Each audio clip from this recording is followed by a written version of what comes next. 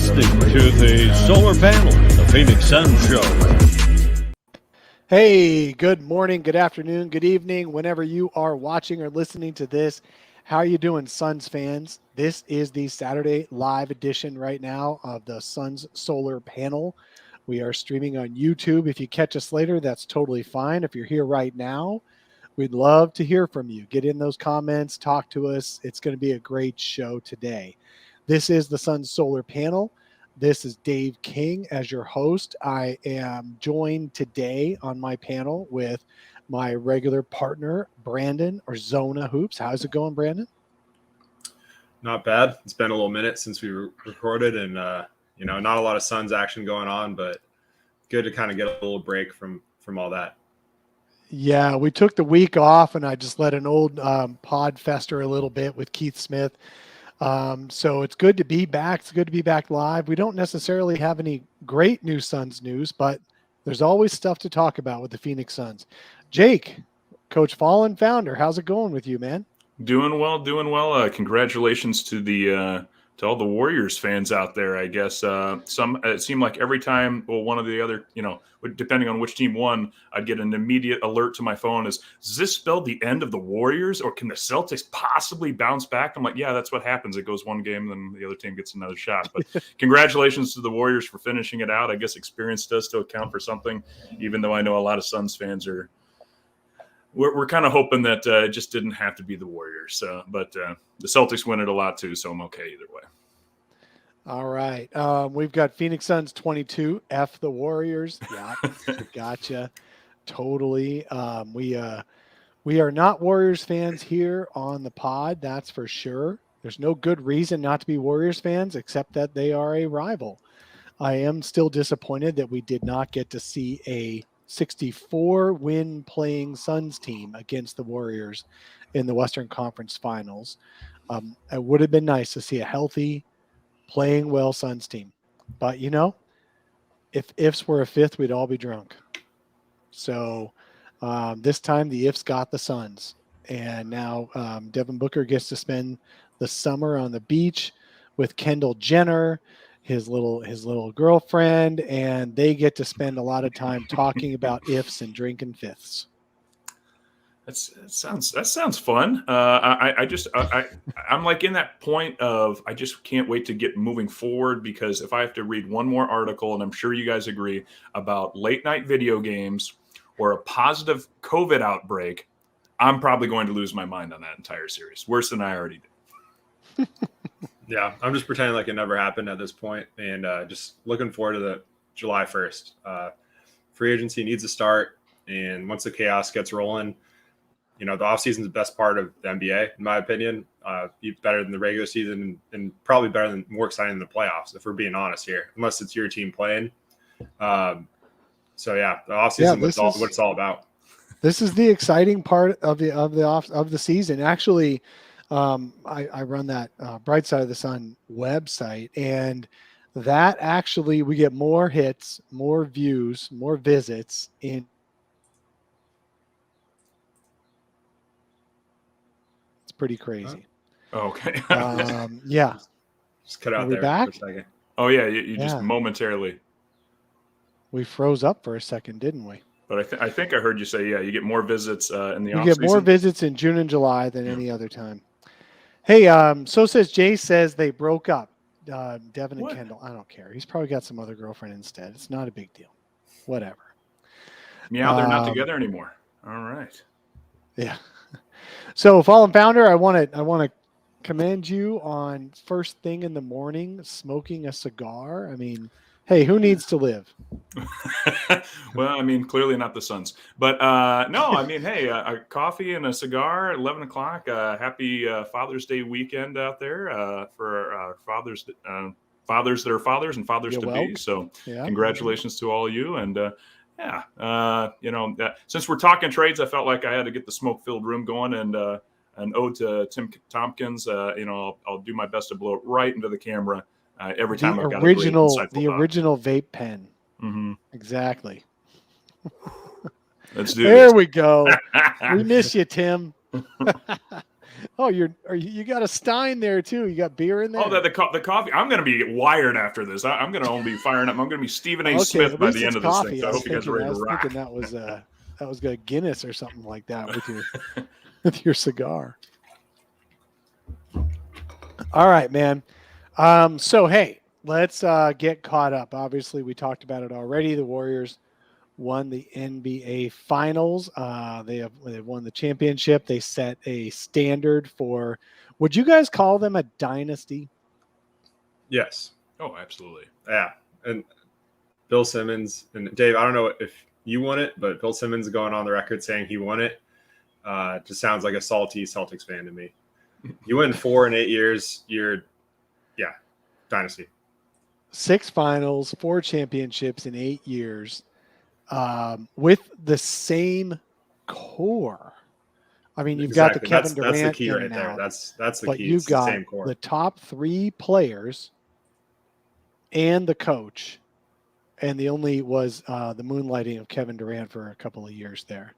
But man, that's pretty good. I would give them. I definitely call them a dynasty. I am hoping they start breaking down. I thought they were going to break down this playoffs, and they didn't. Even they admit this is the most unlikely of their championships. There was nothing given, nothing inevitable about this one like the prior ones. So, yeah, I think I think definitely they're a dynasty. But all dynasties have to end at some point. Steph is 34. Draymond is, 62, he feels like. You've got Klay Thompson, who, I don't know. He is who he is. He's definitely not. Devin Booker is not a B- Klay Thompson. We'll say that. We have also in the past week, let's spend about 5 minutes talking about news off the court. There's another report by Baxter Holmes in ESPN that a Suns employee quit right after the end of the season. Female employee who'd been with the team for 15 years, which is since Sarver has owned the team for 18 now. That's almost the entire Sarver tenure. And yet she says it's the worst it's ever been. Very toxic, very misogynistic. She felt she was treated unfairly as a woman compared to the men in her sales group, and she quit. And she's putting a name to one of the 100 faces or so that has been referenced as complaining about the toxic culture there. Have you guys had put any thought into it or read that article or anything? Well, I feel like now you'd set us up for failure if we were like, no, I haven't been paying attention to that. I'm one of those toxic guys that doesn't pay attention to that. But no, I mean, there's women in the workplace. No, okay, go ahead, Jake. No, see, I almost made a joke and I can't do that anymore. No, I mean, it feels like it's a ticking time bomb, right? Like we're all just waiting for the Sarver story to drop about what's going to happen with him and team ownership. Personally, I have no clue how Sarver operates in the Valley, just stories that I've heard. And I could see how it could be a bro-like culture. We hear about this all the time. And, is it going to be more like the bro-like culture of Uber? I think there was even a documentary on that. Or are we going to run into something a little bit more recent, like what we saw with the Washington Post, where it kind of went surprisingly the other direction after a while, where people just said, okay, we do need to clean up the workplace, but we don't need to bash the entire all of your colleagues publicly to get that done. So the good thing about the United States is that we're always trying to get better. The bad thing is we never quite get there. So good thing about the United States is we always say we should. Yeah, that's step number 1. Admitting you're an alcoholic, then fixing the problem is always the harder part for us. As we take another drink. Yeah. Okay. Zona, what are your thoughts on this? Yeah, I mean, it's unfortunate. That's what the culture is. But if Mark Cuban still has a job, then, the same's going to be for Sarver here. There's still no smoking gun. There's not something that's like, oh, he's done. That's dropped yet. Suns fans are waiting for it, but it hasn't happened yet. So until that happens, I'm just going to remain the skeptic I am. And Sarver's going to be the owner till he drops dead at this point is kind of what I'm counting on at this point, just because, I'm cynical. Oh, you're counting on him dropping dead. Oh, that too. No, I'm just kidding. But no, I don't see it happening at this point unless something major happens and he's forced out. He's too stubborn to sell the team on his own, on his own watch. So we'll see. Like many Suns fans, I hope I'm wrong, but we'll see. Yeah, no, I anything that came out this past week will have zero impact on Robert Sarver as the owner. First of all, she never mentioned Sarver by name. She only said her department, her coworkers, her immediate boss. As you say, if Mark Cuban is still in power, then there's no precedent for moving Robert Sarver out because of misogyny, because of treating women as lesser. That has never been a cause for somebody in the sports world losing their position. Racism has been a cause, and that was Donald Sterling. And Donald Sterling was just so blatantly obvious about it. Adam Silver couldn't turn his back, couldn't turn away. So even if it's just third hand and one former coach complaining about it, like it was last November with Robert Sarver on racism, that's not going to be enough either. So sounds like we don't know what's really in the final report yet. Hopefully, if there is a smoking gun and there is really obvious racism and mismanagement, it's possible they're quietly trying to move Sarver out. I thought it was interesting that a year ago, and I don't think this is Sarver cherry picking good and bad, could be though. A year ago, when the Suns lost in the finals, the Suns sent out a letter saying, we're going to be back stronger next year. And it was signed by Robert Sarver himself. This year, the Suns lose in the second round of Game 7. They say, sorry, we're in this together. We're going to get out of it. We're going to climb out together, blah, blah, blah. We're all in this together. And it was signed by James Jones and the business side president. I forget his name, Jason Rowley. James Jones and Jason Rowley, but no Sarver signature.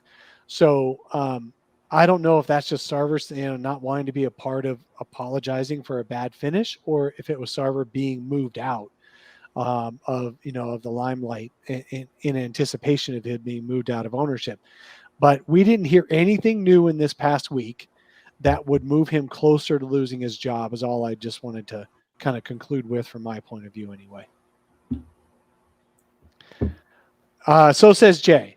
So says Jay's wife wants to know why Brandon doesn't have a screen name. We've all got at Fallen Founder, at Dave King NBA. Brandon's just Brandon. Get a screen name right Good now. question. I guess I got to update that. At Zona Hoops _. Follow me on Twitter. There you go. So says Jay, says I'm reading too much into who signed the letters. Maybe I am. But it's weird that Sarver signed a year ago and he wasn't anywhere this year. That's all. And he hasn't been doing any Gambo radio interviews talking about what a great season they had or what they're going to do going forward. And every year he does a Gambo interview. I haven't heard any of those either. Something smells like goat crap, and I don't know what it is. That really gets my goat. Okay. So as I watched the NBA Finals, yes, I'm a glutton for punishment. I watched the NBA Finals. I was rooting heavily for the Celtics simply because I didn't want the Warriors to win.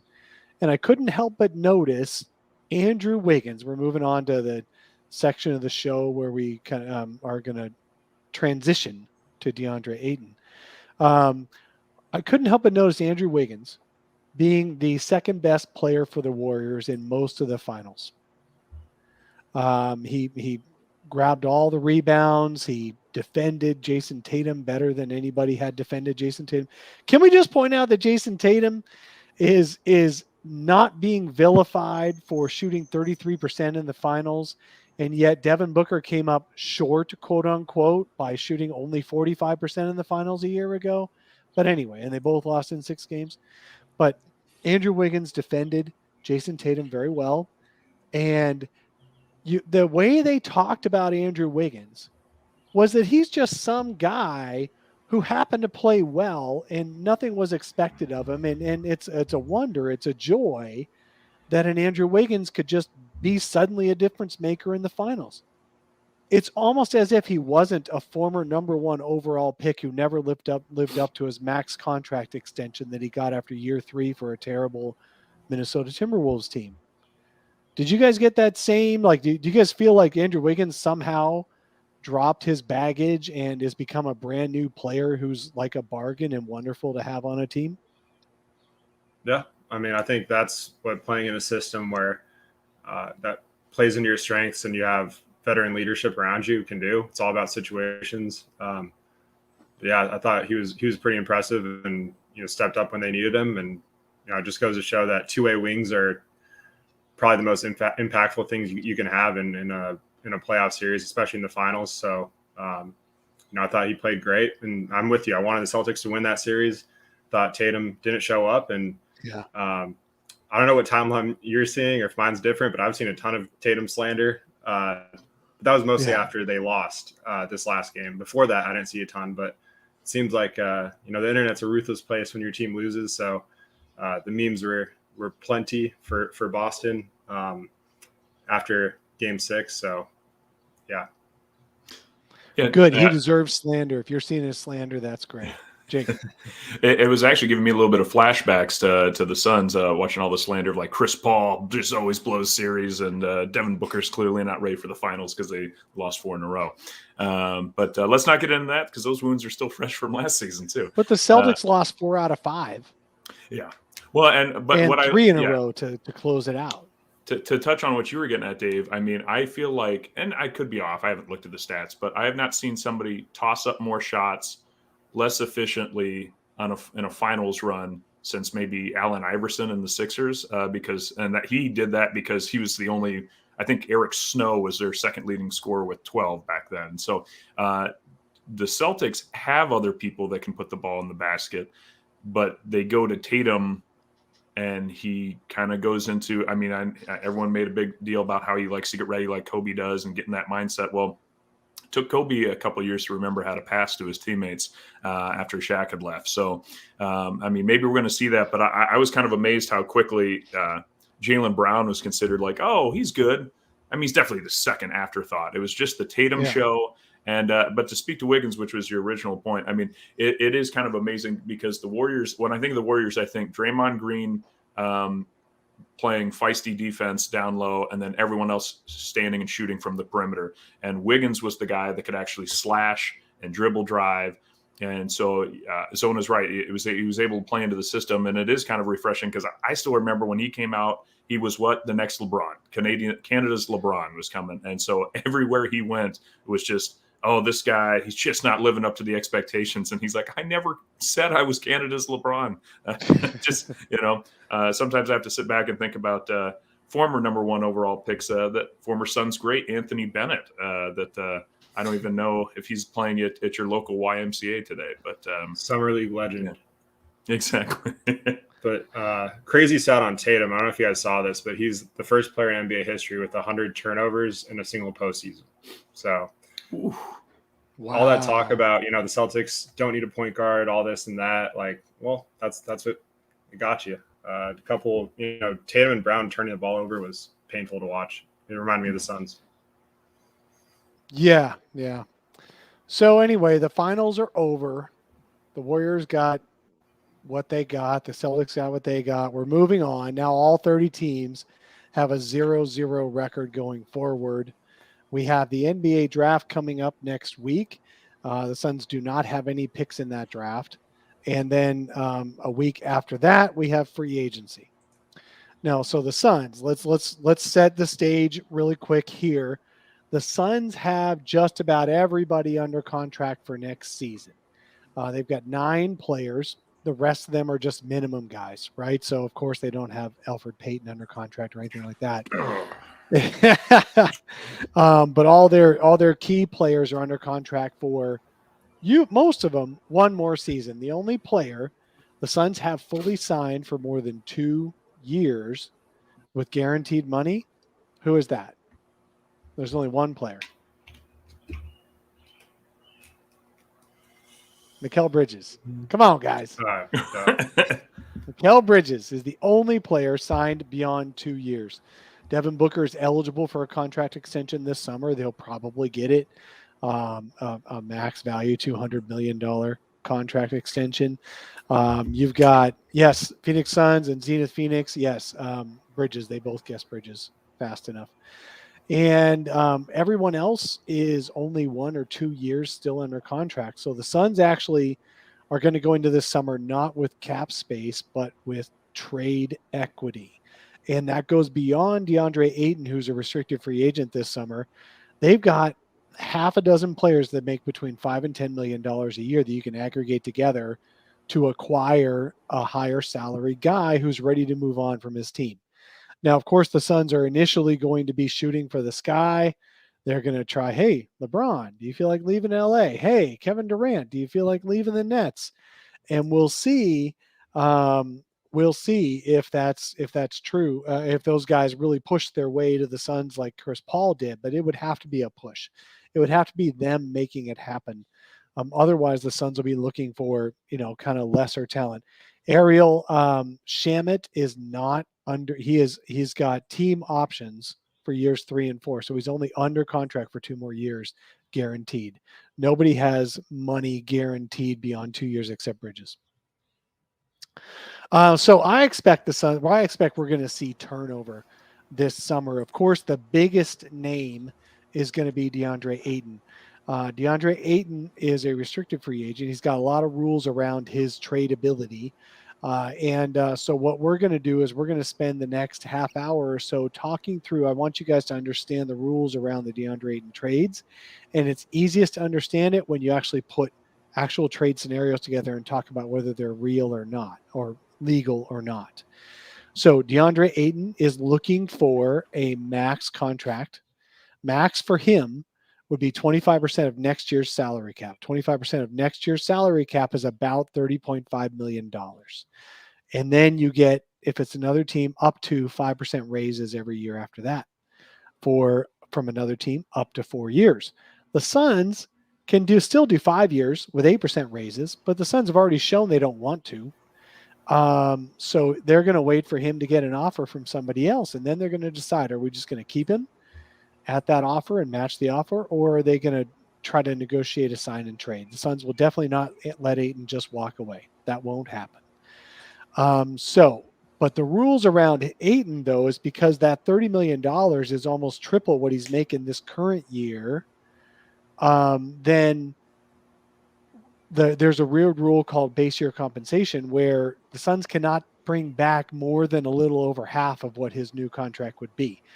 And the number is either 19.2 million or 20 million back for Ayton on a $30 million contract going out. So that's what makes it weird. The Suns cannot take back too much, but the other team has to take back within 25% of what they send back, within 25% of what they acquire. So the math is a little off on receiving. So that's why you have to have a third team. They'd have to spin some players off on third team, but you cannot trade Ayton at 30 million for a guy, for any one player who makes more than 19 million. You just can't. So there's a lot of guys who make 18 or less million dollars out there, 19 or less million dollars out there. Very few of them are 24-year-old who's worth 30 million a year. So let's talk through some scenarios now. For example, I'm looking in the chat right now. We've got a few suggestions in the chat. One is trade for Siakam and sign Looney. Now, Pascal Siakam, does anybody know what Pascal Siakam makes? I did not bring that one up. Siakam. Yeah, thanks. No, I just always think of how Shaquille O'Neal tries to say his name. Yeah, Pascal Siakam makes $35 million this next year. No, you cannot use Ayton to get Pascal Siakam. Now, the Suns could always aggregate together Landry Shamet and Jay Crowder and Dario Saric. Sure, but why would the Raptors do that? So, but no. So Pascal Siakam is off the table. If you're looking for somebody from the Raptors, the most you can acquire is cash-wise would be OG Anunoby or Gary Trent Jr., who both make in the 17 million range. But Pascal Siakam is off the table. So let me hide that one. Let's see. Siakam. No. Okay, let's get off of Siakam. The other trade suggestion was Brogdon or Rozier. So those are guys. Now, I love how we just like to recycle old rumors. Brogdon and Rozier were big targets that summer that the Suns signed Ricky Rubio. And reportedly, the Suns were interested in both of those guys. But I'm going to look up Brogdon. I think Brogdon makes too much money. And Rozier, though, does not. Rozier could actually be acquired. But how would you feel about actually getting Terry Rozier back for DeAndre Ayton? Zona, what do you think? Yeah, Brogdon makes too much, by the way. Not great. And that's the kind of thing you're going to find in these sign-in trades is you're not going to get anywhere near the value of DeAndre Ayton. So the only way it makes sense to trade DeAndre is to get some assets to flip in a separate trade, in my opinion. I think it's just for a bigger deal. So like kind of that rumor of maybe the 4th pick from Kings or one of those top 10 picks from any of those teams linked could make sense to flip in a separate trade to go after a bigger name and use some of those contracts like you mentioned, like Crowder, Shamet, or whoever else. But I think the common trend you're going to find here is pretty much all these players are going to be a step down from DeAndre and make the Suns a worse team on the surface, but that doesn't mean that they can't find other ways to improve. So you can't look at it as one trade. There's still the rest of the offseason that goes with it. But yeah, Rozier for Ayton would be a colossal failure from turning your number 1 pick to Terry Rozier. Not ideal. Yeah, okay. So Sunderous Dunks replied with he wasn't talking about DA for them. He thinks the Suns are going to acquire one of those 2 guys for expirings. So let's talk about whether, like an Indiana Pacers, would want to trade Malcolm Brogdon for $20 million in expirings from the Suns. The Suns right now could send out Jay Crowder, makes $10 million. Landry Shamet, $9.5 million next year. Dario Saric, $9.2 million. Cam Payne, $6 million. Cam Johnson, $5.89 million. Torrey Craig, $5.12. What's the one name that I just listed there that another team might want in return for a Rozier or Brogdon? Cam Johnson. Cam Johnson, yeah. Yeah. What would you want to trade Cam Johnson for Terry Rozier?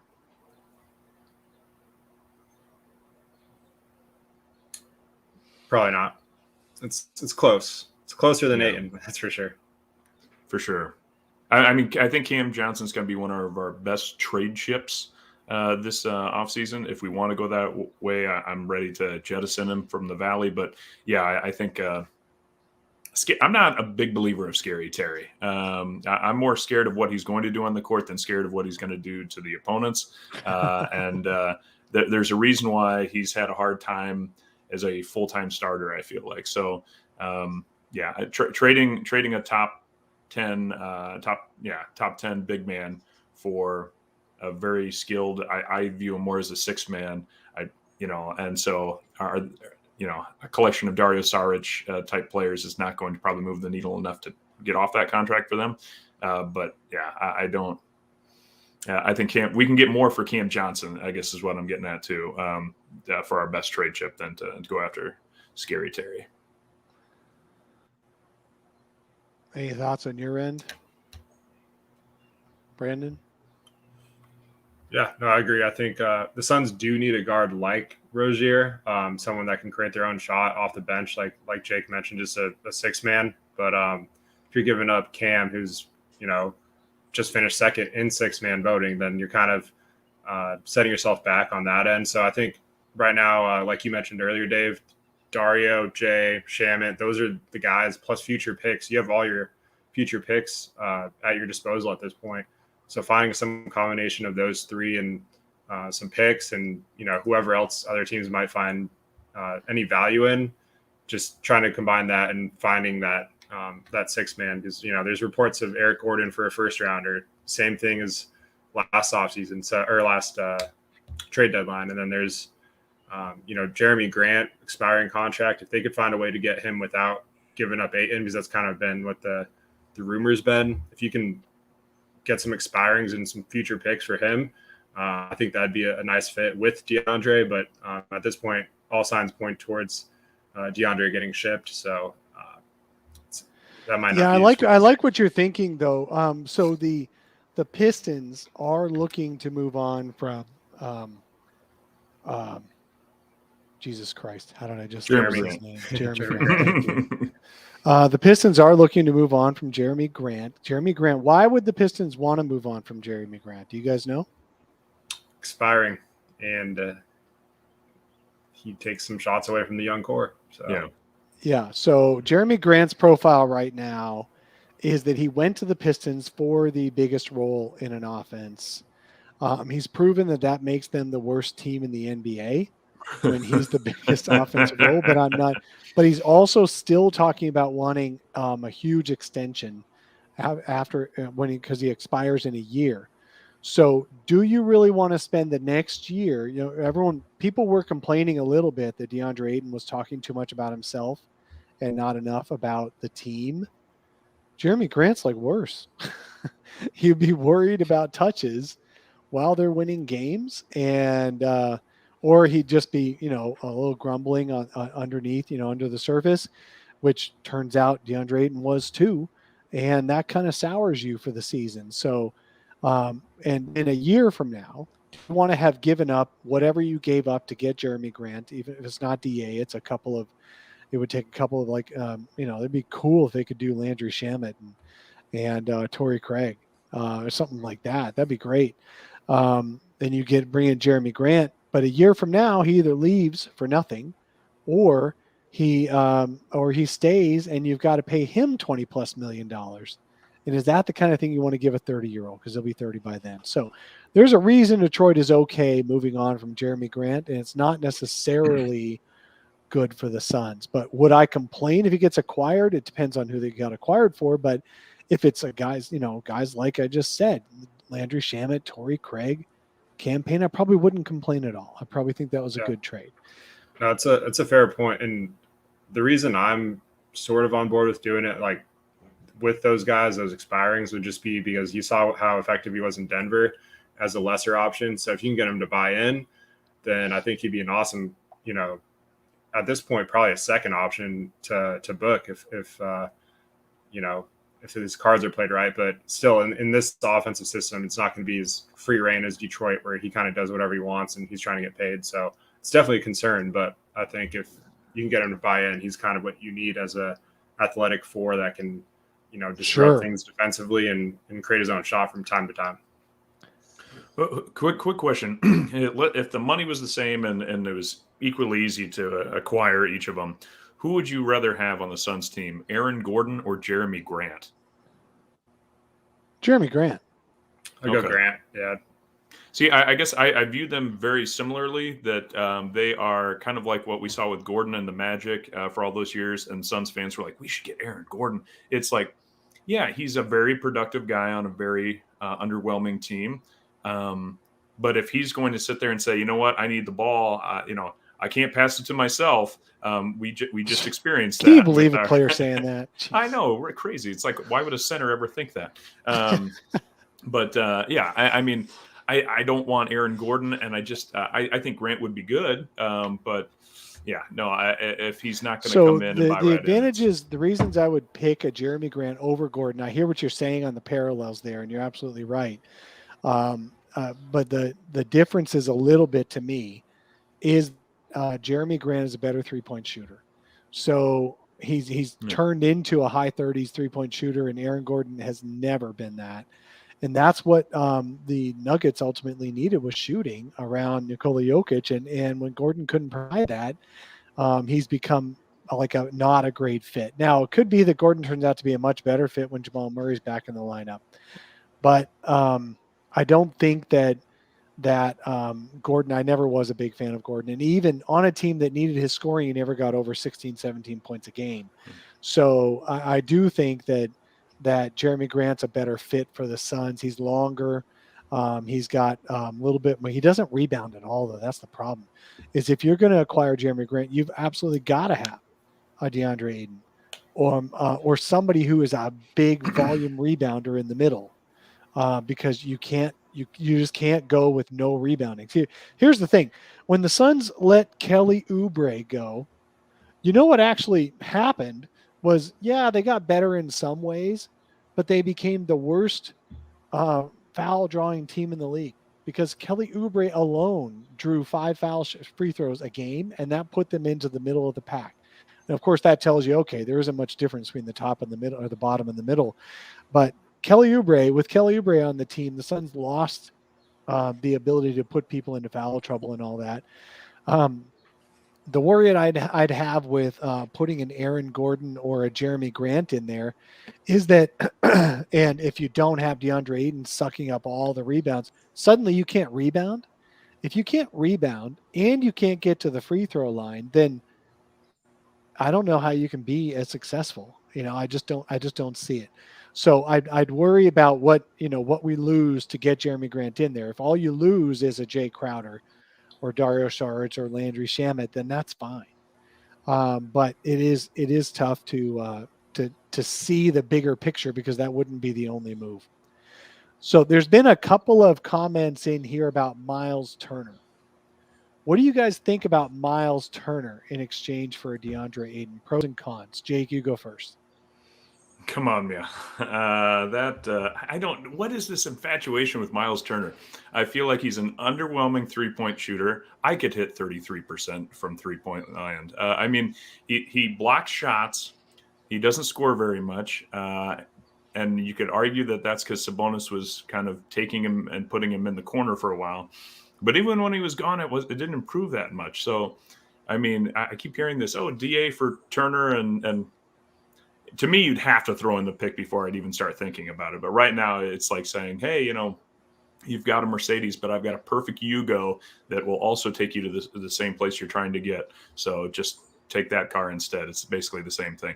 No, I'm not a Miles Turner guy. Unless you're talking about a replacement for JaVale McGee, I don't think we need Miles Turner.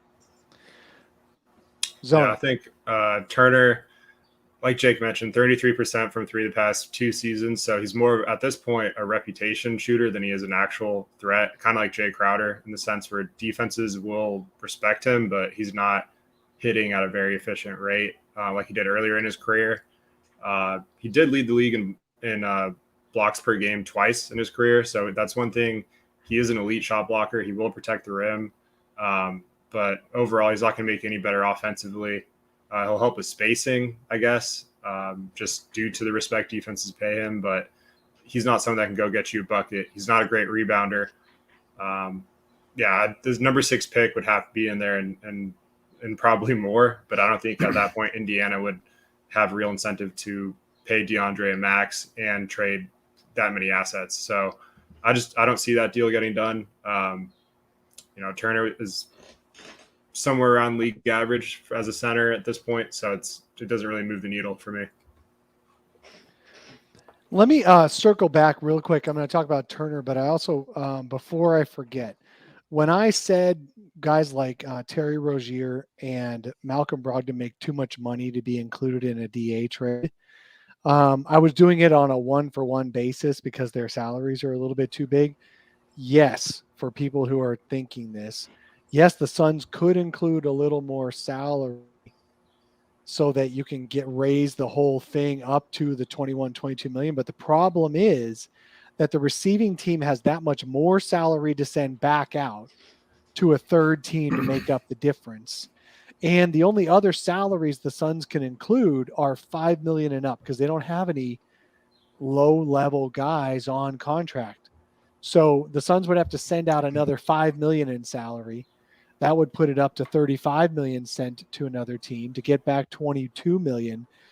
That other team that like, for example, the Pacers to send Brogdon to the Suns would have to send out $8 million in free money, free salary, free player to a third team who doesn't have to send anything back and just takes them into cap space. So that just makes it less exciting for a Pacers team or a Hornets team to try to send a player that is over the DA match. So it's not impossible for the Suns to acquire a 21, 22, $23 million player for DA.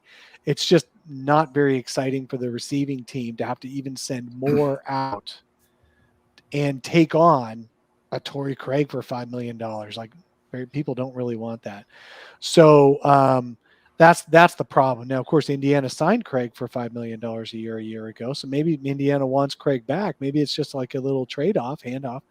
But it's just not as exciting for the receiving team if they have to do even more than take on DeAndre Ayton's max salary. And while we're on the Pacers, a quick rant.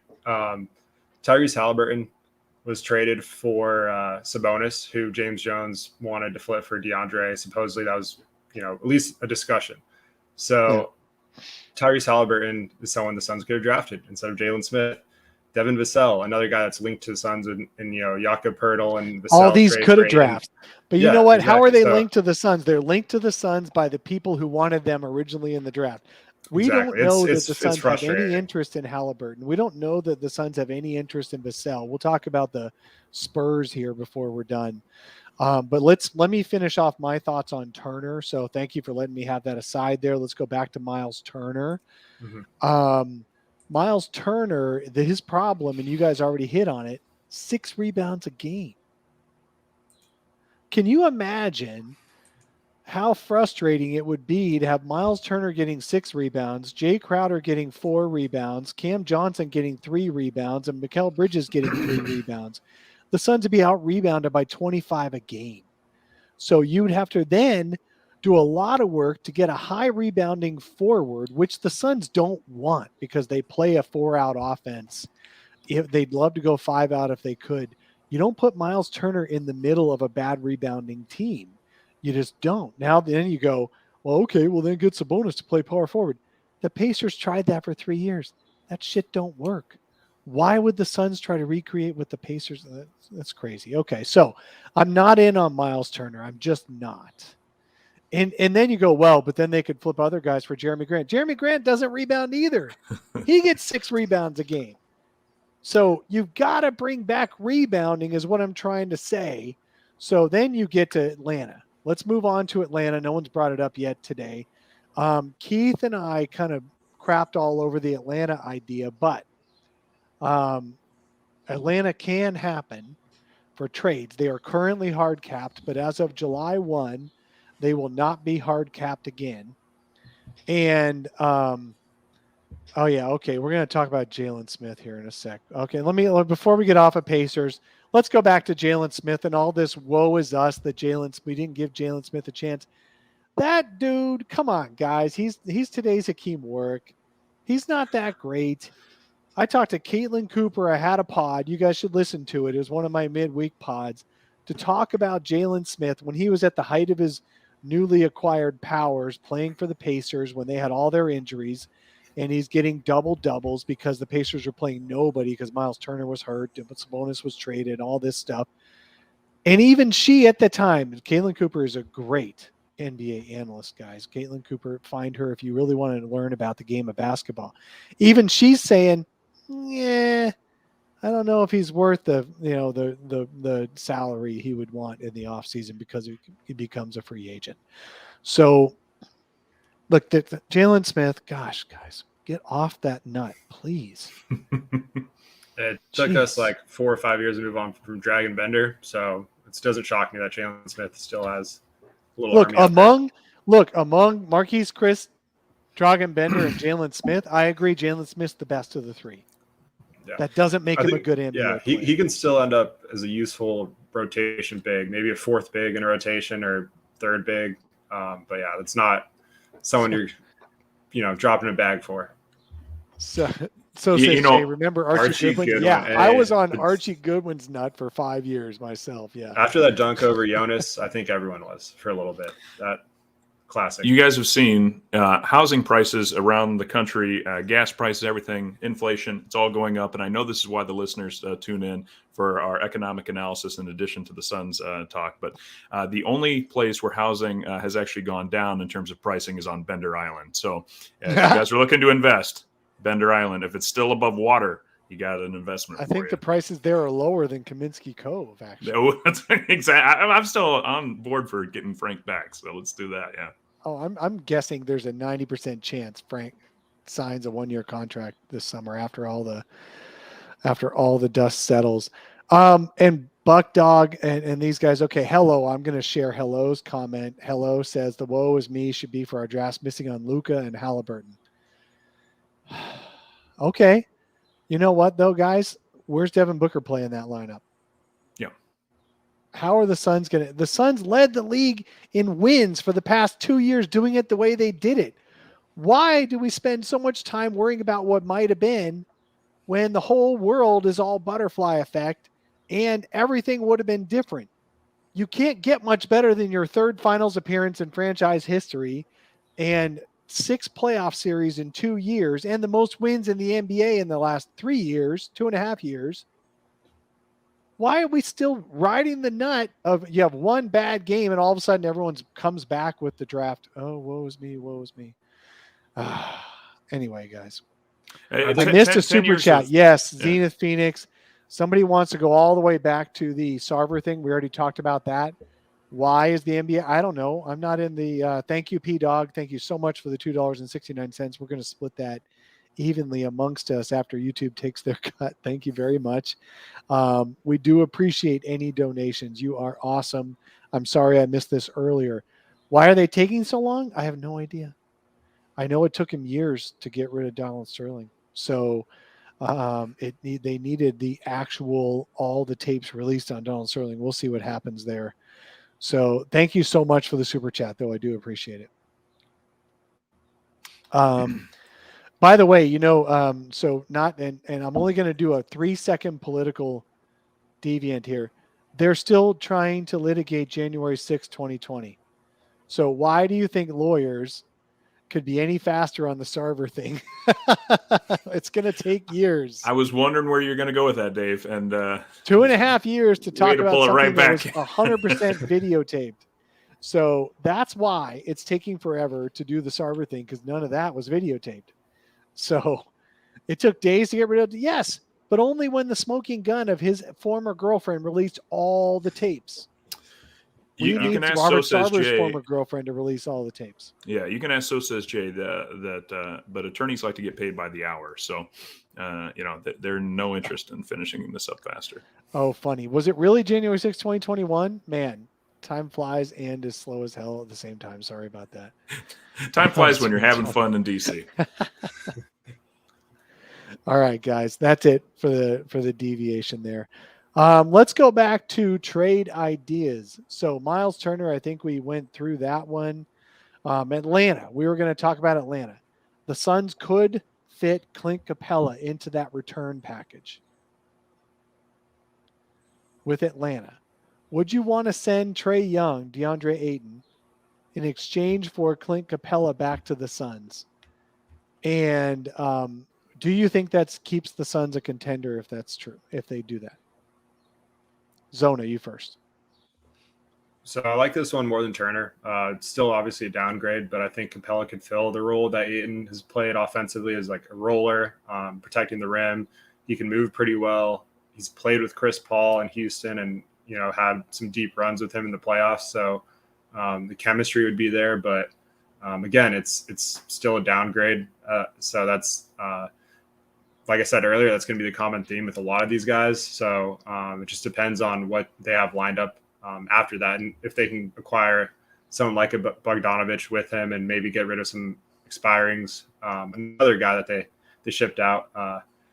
But that's a different story. But anyways, I think Capella fits the Ayton role closer than Turner does, but still it's not going to really move the needle. There's very few players that would in this case, but yeah, I think Capella's a solid fit, but again, just nothing to write home about. So Sawbucks put in Capella and Collins. Where did that come from, dude?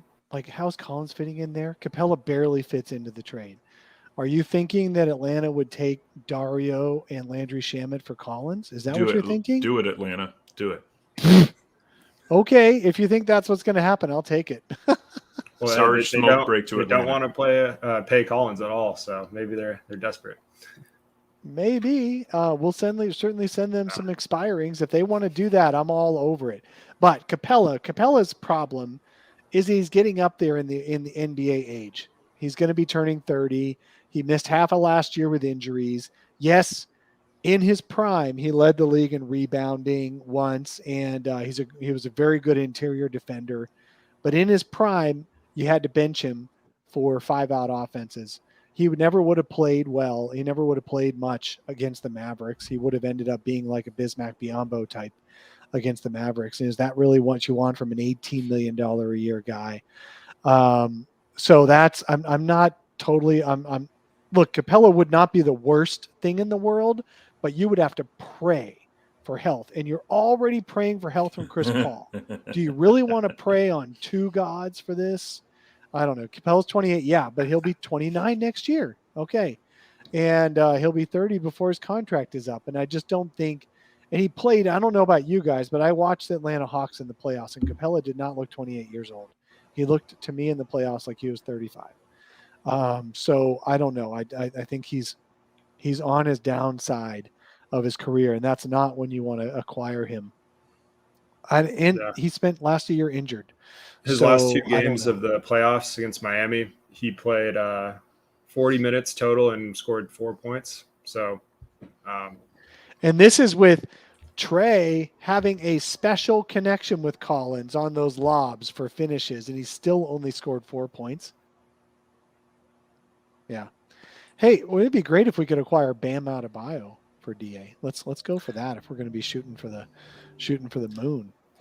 Well, is to me, Clint isn't he the poor man's version of Rudy Gobert?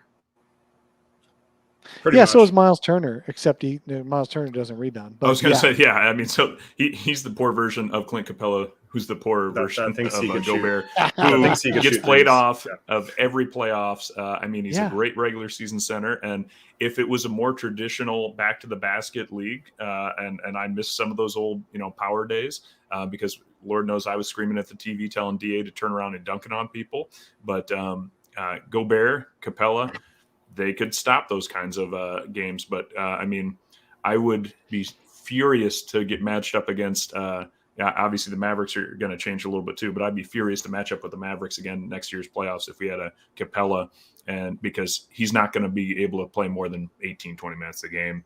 And even then, we're going to be saying we should just get him off the floor. And yeah, now it's easier to get a guy off the floor when he's not expected to be. But here's the thing. When you trade your third best player, potentially your second best player, depending on how well CP does next year, for a guy that you're okay sitting on the bench because he doesn't make as much money and isn't as integral, is that really a good trade? Jam says, maybe we should just keep the 23-year-old center. For the record, I am very much into let's do some group therapy, and let's have coach sit down with DA and find a way to make that work. But if you just wave the green at DA for his contract, get that out of the way. There's no way he's in a bad mood next year. I think this whole DA doesn't want to be here is a lot of he doesn't want to be disrespected salary wise. And nobody, I mean, who in any organization that is more than, 5 people big wants to be like, oh, hey, you're very important to us, but we're going to give other guys special treatment and you are going to complain about everything you do, but you're still very valuable to us. You're just not, we don't want to pay it very much either. So, but we really like you. I mean, DA has, there's this, you mentioned it earlier, Dave, that he doesn't have kind of the team first attitude, or some people on Twitter all of a sudden think that because of the one outburst I saw in the playoffs. But DA, the entire season, my brother Book, Chris Paul is such a great leader. He has a huge team first attitude. What he doesn't, I think, have is the James Jones. He bought into a different role. I mean, he changed his entire game for the betterment of the team for the past 2 seasons. So and he didn't get paid for it. Doesn't get rewarded for that sacrifice. So of course he's going to be upset. If you can repair the relationship, I say go for it. Otherwise you're going to end up with Miles Turner. Have fun with that. I just don't see a point. Like there's none of these guys are going to make the Suns better. And that's what this is about. We're trying to win a championship, not, be a mediocre team. If you're going to trade DeAndre, it needs to be for someone, either something that leads to a Durant or a Siakam or something like that, something that can move the needle. If you're just trying to get a little bit better at center and maybe improve on the margins at power forward, you're going to win 55 games next year and be a second round exit. So I just don't try to repair the relationship. That's your best point. The best thing you could do at this point. So. Yeah, the R says only keep Ayton if you're going to make him a primary scoring option. If not, it's a waste of cap space. I will just point you to the Golden State Warriors. They're paying Andrew Wiggins the same money, and he's not a cap space if he wins you a championship, helps you win a championship, which is what DA was already proved at age 22 that he can be the third best player on a finals team. It's not like he's unproven. Another thing too, to jump on that is if you do pay him and let's say it blows up again and chemistry is not great, you could just trade him and you could actually get the salary back that you'd want for a bigger trade. And so there's more flexibility by bringing him back. That's the other thing. Right. If they don't see the summer, if the Suns don't see the summer playing out to have an objectively better series of moves, I think they match the offer or sign him to that max, just like you just said, Brandon. And they keep him through December, February, whatever it is till next summer. And they trade him when it is a good trade for that kind of salary. And then you can trade him for a $30 million player. And then it's more of an even trade. Has anyone thought about whether Ayton actually wants to be there? Look, I have talked to Ayton, obviously not on a personal level. I'm not trying to make this more than it is. I've talked to him on a media to player level, but the dude has no filter. The dude he doesn't spend all his time coming up with platitudes that these guys come up with. And the guy just wants to be loved, and he wants to love everyone around him. That's just the way it is. So does Ayton even want to be here? He doesn't want to be in a place he's disrespected. If he feels respected and honored, then he's going to love being here. And he loved it during their finals year. He doesn't have that kind of personality to dislike a place that likes him. He just feels disrespected right now, I think. And everything will be just fine if he signs a max, stays here, signs whatever contract he does, stays here. And they think of him as part of the future. The thing that bothered me more than anything, and I think it was probably Monty Williams just because he was thinking about something else, but he talked about how he needs guys to improve for next year, and he never once mentioned DeAndre Ayton. And they've never talked about Ayton being a key offensive piece or a key. They just say, yeah, he's great to have, but they don't talk about him growing and becoming. But that's what bothers me. And so I think it's more that the Suns don't value Ayton than it is that Ayton doesn't want to be with the Suns. Ayton always wanted to be with the Suns. Dave, I will say I'm a little disappointed because I was really hoping you were going to say, instead of a media to player talking relationship, you were going to say that you hop on to NBA 2K at about 3 a.m. in the morning and wait for DA to sign on and just say, DA, we need you here in the Valley, man. And he's like, oh, thanks, Dave. This is why. Yeah, because that's what they love to do, is they love to get fans talking to them while they're doing something else, I'm sure. Yeah. You could be a hero, Dave. I'm just saying.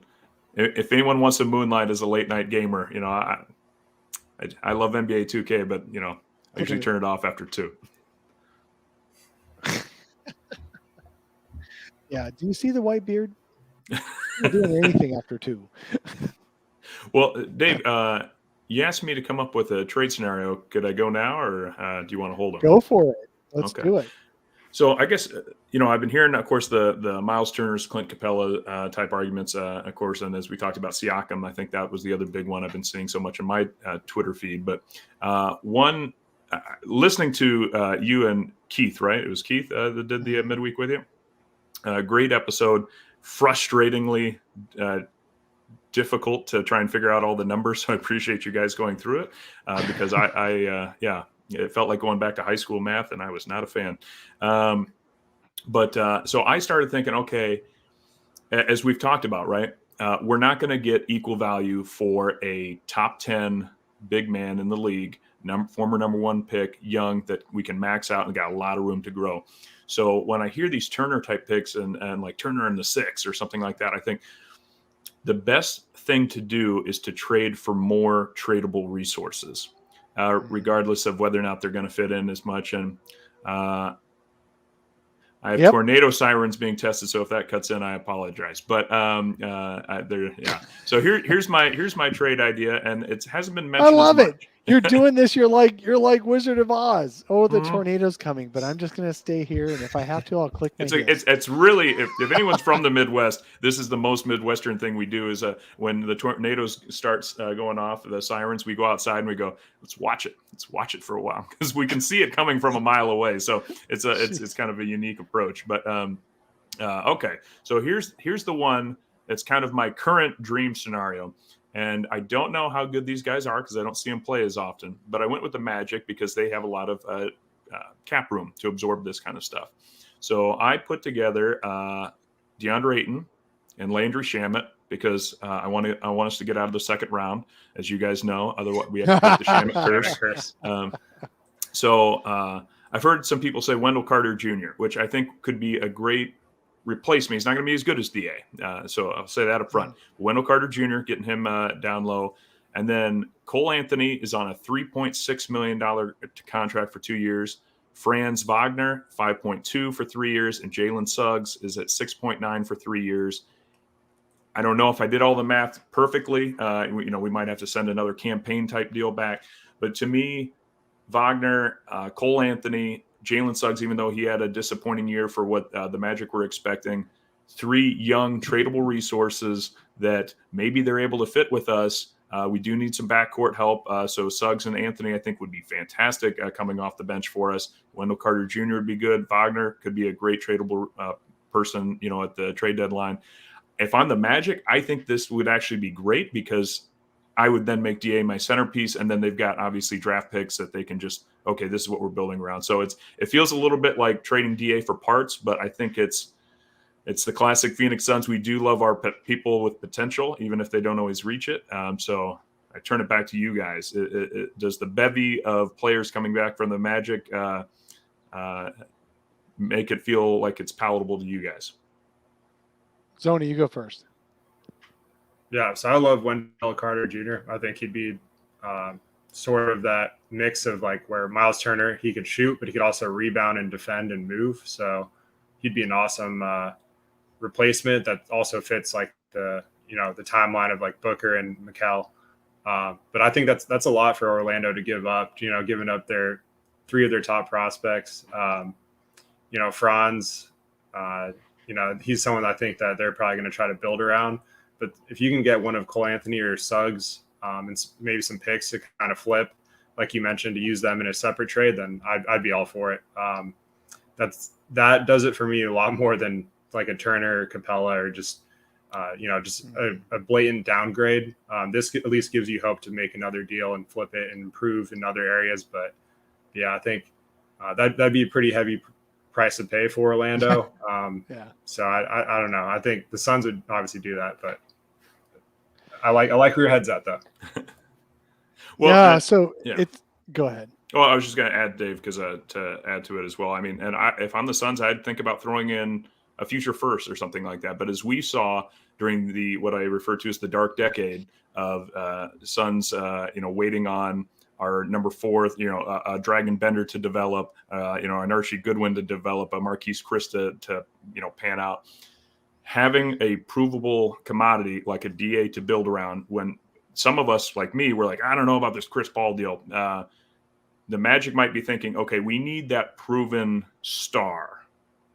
Do we do what we have to get him? And so I don't know if we throw in some future picks as well to kind of soften it, but I could see that if the Magic are looking at it from what we saw with the Milwaukee Bucks and obviously our own Suns, maybe they need to step up and just say, okay, we've got a lot of great potential players.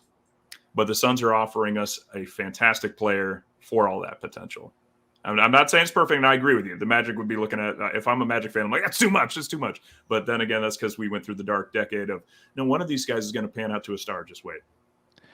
Yeah, so it's quite interesting. And the way you started it out made me more interested than the way you framed it at the finish. And let me explain what I mean.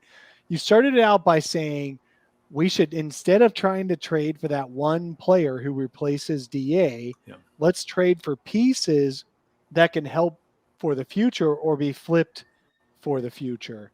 And look, what's been talked about a little bit is that if the Suns do trade DA because of the salary cap limitations where they can only take back just over half of his new contract value, why not trade him for young players that another team wants that might trade their top 10 NBA player because that player is tired of being on that team? Who the hell could that be? Well, maybe it's Damian Lillard. Maybe it's probably not Lillard, but let's say maybe it's Damian Lillard. Maybe it's Kevin Durant. Maybe it's LeBron James. Maybe it's someone else who is an arguably top 10 player who's tired of being in the situation they're currently in, and their team is willing to rebuild. So you get as many rebuildable pieces, exciting young pieces as you can for DA, like you're proposing here, and then those get flipped to another team. Many of those get flipped to another team. Orlando does have to do consolidation at some point. They really do. They have to consolidate at some point. They not only have 22-year-old Wendell Carter Jr. and, as you said, Franz Wagner, Cole Anthony, Jalen Suggs. Those are all very unproven. Who's coming back soon because he had been hurt this past year and a half, 2 years, 10 years. I don't know how long he's been hurt, but basically that dude eventually will get healthy. And they've got the number 1 pick coming in the draft, who is most likely the top 3 values in the draft are big men, but not the DeAndre Ayton type big men. They're the power forward type big men. So you've got a Chet Holmgren, or you've got a Jabari Smith, or someone like that. So you've got Isaac and Smith and Franz Wagner and all these front court guys. They may want to move on and consolidate at some point. So it's possible that an Orlando trade could happen, but I would do it more from the point of view of moving those players onto a team that wants to trade their top 10 player to the Suns for them. Yeah, I agree. And with Franz, I just don't see them moving him. I think, he's all rookie first team. But if you can get one of like Cole Anthony or Jalen Suggs and Wendell and, or any combination of picks, like for me, I'm going to call Brooklyn's GM and say, which young players do you like? That's my first move. Because if you're trying to trade for Durant, if that's the next step, then figure out who they want and get that deal done kind of like under the table. Because obviously it can't all happen at once. but yeah, I think that type of move could also backfire if, like, let's say they pulled the trigger and then maybe there's a change of heart with the team that they thought they had a deal in place with. That's obviously worst case scenario, but right. I like where that's the worst case scenario. Is you have to have almost certainty that that next trade could be made, because just bringing those players back and putting them on the Suns roster, you've lowered the Suns ceiling for 2022, 2023. Yep. You just can't expect to win big playoff games or even have a good playoff seed if 4 of your rotation players are 22 and under. You just can't do it. It's not going to happen. So the Suns won't happen. That kind of punts on the next year a little bit, and you can't afford to punt. The Suns are not moving on from Chris Paul. They're going to try to maximize the 2022-23 year without sacrificing the far future. And so they're going to do whatever it takes to be as contendery as possible this next year, and then see what happens after that, because then all of your contracts kind of go away and you can rebuild around Devin Booker and Mikal Bridges and possibly Ayton at that point. But for this next year, they're really going to maximize the Chris Paul time. So they're not going to stop at it. If you guys see DeAndre Ayton traded for young players, then that means that they're trading for somebody else. They're going to send those players on to somewhere else. They're not going to keep those guys if they can. It's funny because like Go my ahead. reaction if there's a Woj bomb and it's like the Suns acquired like all these young players, I'd be stoked because I know what that means. But I feel Yep. like the rest of NBA Twitter would just be like Yep. shitting on the Suns, like what are you guys doing? And Like we'd all just freaking be out. sitting there going, okay, who's the Yeah. top 10 player that they've got that deal in place with? Mhm. Exactly. Yeah. So that's a good thing. If you see DA traded for Clint Capella, then it might be over. It might be that that's all they do. But if you see him traded for young players, then yeah, there's the flip possibility going on. All right. The Suns, for anyone who's thinking about DA trades, you cannot include draft picks in those trades. I saw a bunch of comments, a bunch of suggestions in the chat. This and the 4 pick, this and the 6 pick, this and the blah, blah, blah pick. The draft is a week before DA can be traded. So the picks have already happened. It doesn't, and those picks almost never get traded within a week after the draft for something else. By the time a team is committed to taking a player, they're going to keep the player. Tampering is not that real. Tell me how often players who were just drafted in the top 10 the week before are traded in the first few days of free agency. It almost never happens. Andrew Wiggins is almost the last time that happened. It just doesn't happen, guys. So that tampering is not that real. Anyway, so there's our show for this week. We talked through a lot of Ayton trades. I hope you all enjoyed it. I hope you come back. I hope you listen. If you want more cap details about why we're all the whys on all this and why DeAndre Ayton, you can't get as much back for him, listen to my prior pod with Keith Smith. He's our cap guru. If you put those two together, you'll have a much better idea of what does work for Ayton and what doesn't work. So thank you very much for listening, everybody. Brandon, tell us where we can find you around the web. Yeah, it was a fun episode. You can find me on Twitter at zonahoops_, brightsideofthesun.com and zonahoops.com. All right, Jake. Find me at Fallen Founder on Twitter. All right. Sunder Stunks, the OG thing is dead. No, we had just talked about that in the last episode with Keith, so I didn't bring it up again today. It could definitely happen. OG fits salary-wise, and I would actually think OG could be flipped for a top 10 player too. So if the Suns acquired OG, that'd be great, but not along with draft picks. And really, I'm not convinced the Raptors want to trade who the Raptors want to trade from their core. We'll see. But the OG thing isn't necessarily dead. We just didn't talk about it today. Okay, guys. Have a good day. I'm Dave King. Find me at Dave King NBA on Twitter and all my writing at brightsideofthesun.com. I'll catch you all